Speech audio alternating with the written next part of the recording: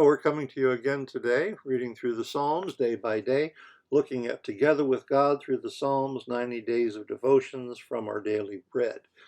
Today's psalm is Psalm number 24, at least the first 6 verses of Psalm 24. And we're looking at a meditation called Clean Hands.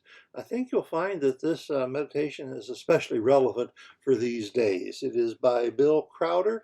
I don't know when it was written, but it could have been written this morning. So I hope you'll pay attention to this one. This is a good one.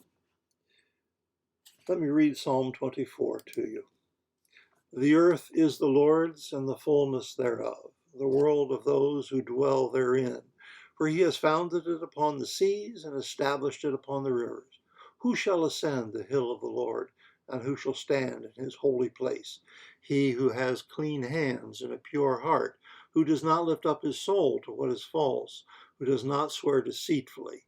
He will receive a blessing from the Lord and righteousness from the God of his salvation. Such is the generation of those who seek him, who seek the face of the God of Jacob. Well, the meditation from Bill Chowder goes this way. It seems that wherever we go these days, you see signs encouraging people to wash their hands.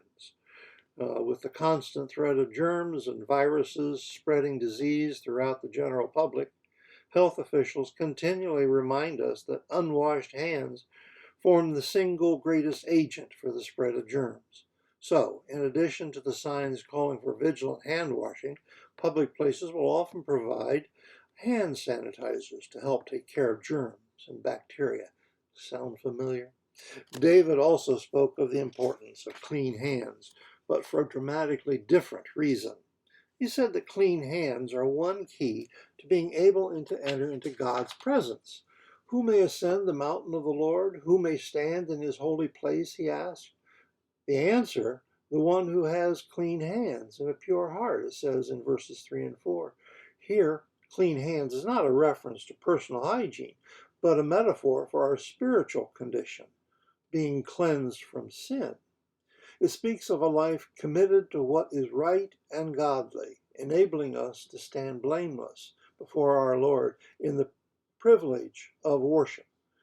As his life is lived out in our lives, he can help us to do what's right so our hands are clean and our hearts are ready to give worship to our great God.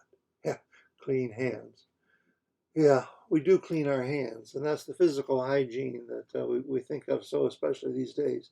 But let's not forget that our clean hands need to come as a spiritual cleanliness as well.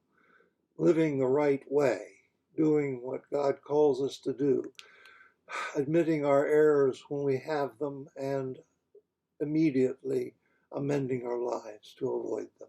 This is what's called for, clean hands, spiritual cleanliness.